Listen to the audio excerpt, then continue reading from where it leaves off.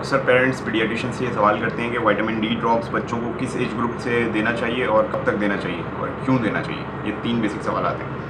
Vitamin D basically उसकी जो metabolism होती है D3 जो है वो active form of vitamin D होता है और वो सनलाइट एक्सपोजर से होता है स्किन पे।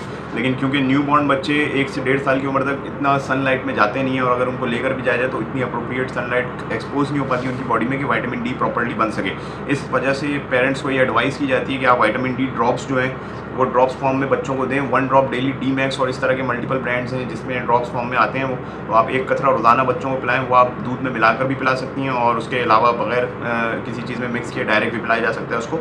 और उसका मकसद ये होता है कि जब तक बच्चे बड़े हो जाते हैं 1 से 1.5 साल की उम्र के बाद बच्चे चलना फिरना भागना दौड़ना शुरू करते हैं तो वो शाम में धूप में उनको एक्सपोज करवाया जा सकता है, जिसके बाद उन ड्रॉप्स को देने की ज़रूरत बाकी नहीं रहती। तो जब तक वो इस काबिल नहीं हो रहे, भाग दौड़ नहीं कर रहे, चल फिर नहीं रहे, धूप में नहीं जाके खेल रहे, तब तक जो है आप उन्हें 1 ड्रॉप डेली बेसिस पर दें।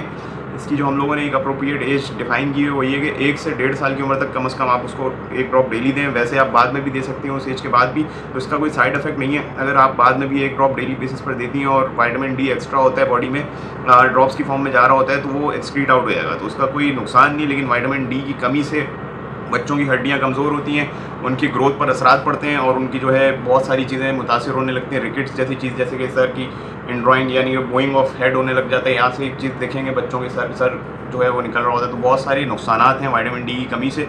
ड्रॉप्स देने से वो सारे नुकसानात और उन चीज़ों को कवर किया जा सकता है।